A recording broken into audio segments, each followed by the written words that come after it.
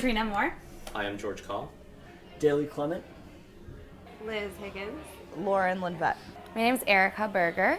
I turned 28 in October, and I think kind of from like March to October I did a lot of like personal and emotional work on figuring out what that I was already working on that deserved more attention, what didn't, and I spent the last year kind of flying by the seat of my pants after a year's worth of like working for a solid company with benefits and everything, and then the last year I was just the matchmaking thing was fun, and it was a personal year, I would say. I've had the same job for all of 2014, which has become more involved and more intense in some ways. I started a new job about a year and a half ago, and I got like my footing in it. Like you walk into a room and you kind of own it a little more at a certain point, and you feel like you deserve to be there. You have less of the imposter syndrome. You're not. And I'm really excited that I've gotten past that. The newbie.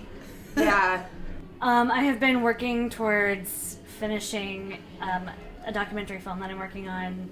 2 days ago, I just got a picture locked cut, which was a very emotional experience. I've been working on this for 2 years, and to see it finally come together as one story, as one piece, was kind of amazing. And we're almost done, and I want to continue doing this work because it's really fun. I was dating someone long distance and realized that I should be dating someone where I live, and I had a really amazing relationship that ended really poorly that taught me how to be. I feel like I always try to take care of people, and I feel like I need to be taken care of too. Yeah. And not in a patronizing way, but in a Caring way. in a caring way, in a mutually caring way, you know? I met someone that I really care about very much, but it's so strange that when you meet someone that you really love, that you date, and you go from not knowing a person to having a best friend in sometimes a matter of weeks. And it's really weird. You're like, oh, I didn't know you in March, and now it's June, and like you see this person every day. That's a very strange feeling. It's and nice though, right? it's nice. It also feels normal. And then when you stop to think about it, like I didn't know you 3 months ago, but then you talk to the person every day, and yeah, it's great. It's great. It's just peculiar. There's nothing else quite like it. So, are you guys a couple? Are you dating? Yes, we are dating. Okay. We have been dating for almost 7 months. We met through technology and not in real life. Counts. How has that worked out for you guys? So far, so good.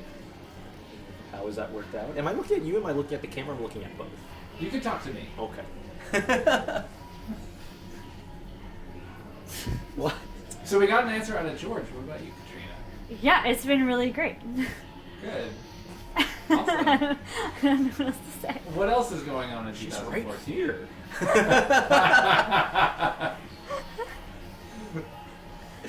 went to Burning Man again, which is always a wonderful place to do soul searching. And Well, I visited China.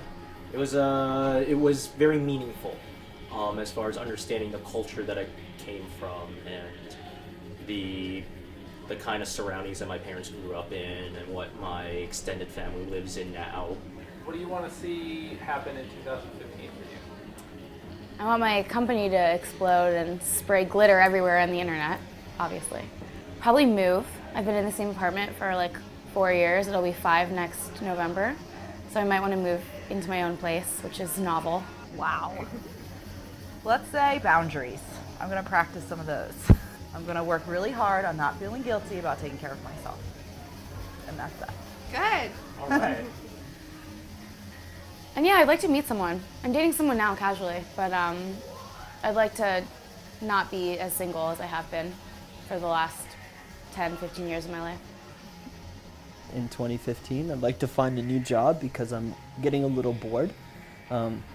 Both overwhelmed and bored at the same time, which is the worst feeling. 15 looks exciting. I don't know what's next. In general, I feel it's more of a solid year. What about 2015 seems solid to you? It doesn't. It's just how you feel. No, that's the goal. I think it's about what you chase after. I think I got a lot more mature. I got pickier about what I do and decide to not do. And I started taking myself more seriously. So I guess that's my definition of maturity, right? When you start to kind of look at yourself and say, are these choices that I'm making and the people I'm spending time with and the work that I'm doing representative of how I want to be seen and how I want to see myself? Like, it's important to feel not bored for any extended period, but just like have 30 seconds where you're like, I have nothing to do. And then you find something, you find a book to read, or you find a thought, and you can just run with that thought. And those are the moments when I think you learn things about yourself and about the place you live, and you meet new people. And it's important to live a life that allows you to do that. That's probably a good New Year's resolution for everyone.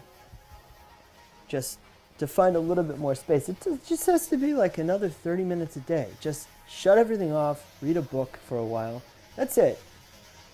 Yeah, and we'll all be healthier and smarter.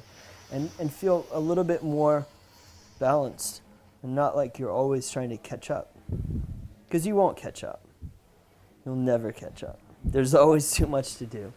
I tend not to make the New Year, like January 1st, any